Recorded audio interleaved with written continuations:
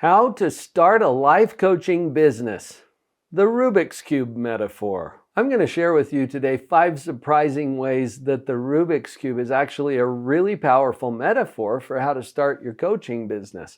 I'm Dr. Paul Jenkins. I'm a professional psychologist turned life coach, and I mentor and train new life coaches as they're first getting certified to do this kind of work. If you're a coach, this Rubik's Cube puzzle could hold some insights for your business.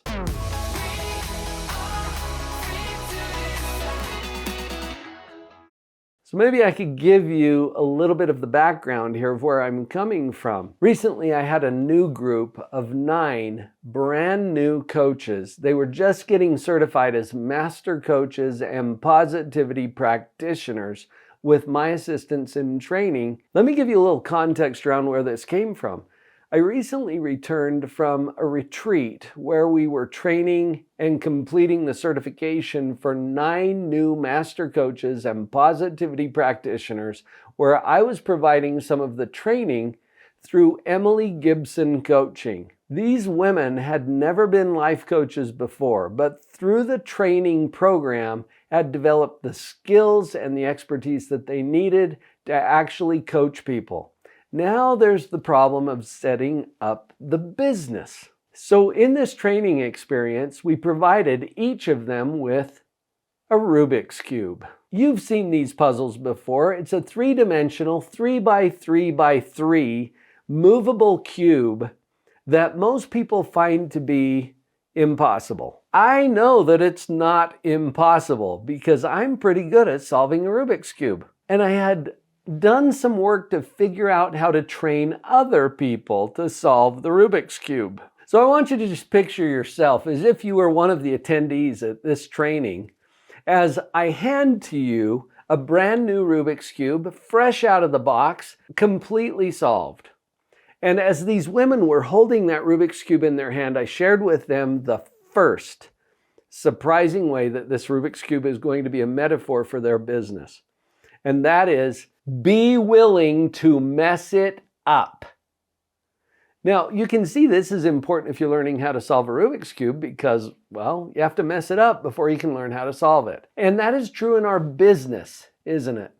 We have to be willing to mess it up. So many people are paralyzed out of the fear of messing it up.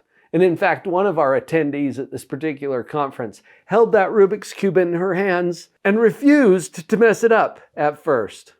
She even acknowledged that she had purchased one of these puzzles a couple of years previously, and it still sat on her desk at home, completely solved, fresh out of the box. She had never messed it up.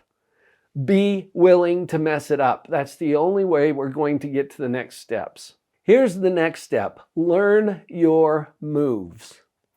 I know when I'm training someone how to solve a Rubik's Cube, there are 10 specific moves that they need to learn.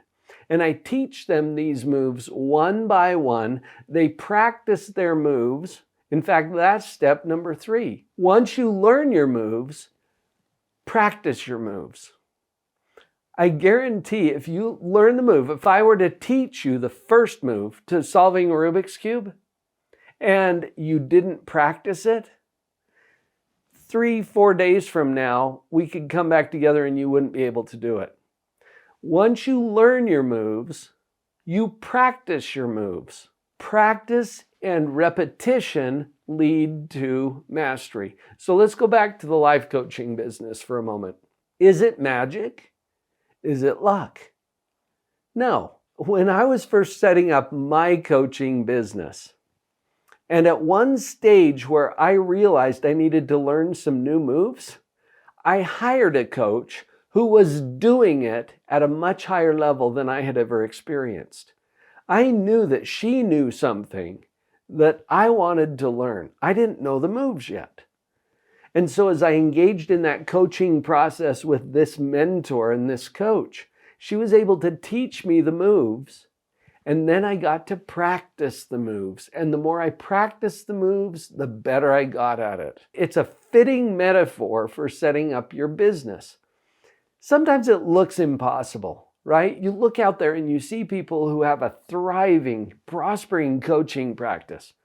And you think to yourself, oh, my brain just doesn't work like that. In fact, that's what a lot of the coaches have told me when I've given them the Rubik's Cube. Oh, my brain doesn't work like that. Actually, yes, it does. Everyone's brain is capable of learning how to solve that Rubik's Cube. First, let's review these steps here. First, be willing to mess it up. Second, learn your moves. Third, practice your moves. And then what's number 4? With this group of women, I put it this way. When you get to this phase, help your sister, because you know some things that somebody else is still working on. When you help someone to accomplish something that you've already mastered at even a rudimentary level, it helps to cement that into your neural pathways. It becomes part of your psychology. You get to own that skill. So teaching, helping someone else is not only a nice thing to do, it's the most powerful way that you can cement that learning into your own mind. It was really handy to be able to train this group as a group because they got to know each other. This is a powerful part of any effective coach training or certification program. If you have a cohort of people that you learn to trust and you get to know, then they become resources and you get to help each other. In helping each other, it elevates everyone.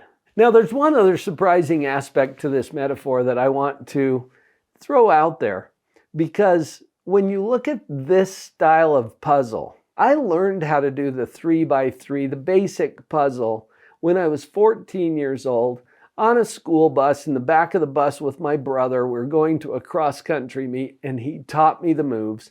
I practiced the moves. I've helped other people since then. I've followed all the steps up to this point. And then last year, I had an experience with my son, who I had taught to solve the Rubik's Cube. And he was solving not only the 3x3, the basic puzzle that we're all familiar with, but the 4x4 and the 5x5 and the 6x6, all the way up to an 8x8. He was solving these, and it blew my mind because I had tried it before and it was really hard. And then he helped me to see something. He said, this is called the reduction method.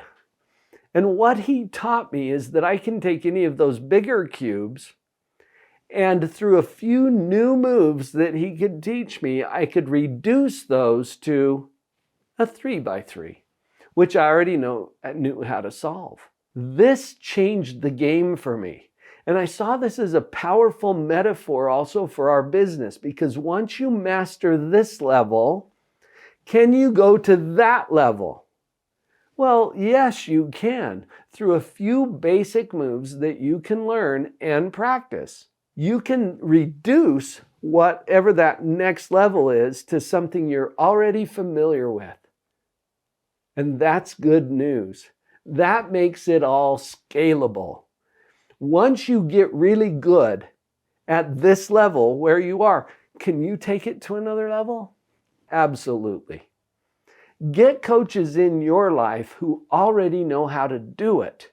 They can teach you the moves. You're going to practice the moves. You're going to help someone to do it. And then you can scale it to whatever level you want to go to. Now, I'm not here to teach you how to solve the cube. Although I could, and we might have some fun with that if you want to come and play in my circles. That's one of the things we're going to use to get there. First, though, I would invite you to go to this next video. I've put together a video about how to become a certified life coach the positivity practitioner way. That's my particular brand of life coaching, and it's based on powerful models of positive psychology that have been developed over about 30 years of clinical experience. This is a powerful way to move your practice forward and to become that effective coach, differentiating yourself from the hordes of other coaches that are out there and allowing you to move forward with purpose. So will you watch that next video? There's a link right here so that you can click right on it, how to become a certified life coach the positivity practitioner way. Let's jump on that video next. I'll see you there.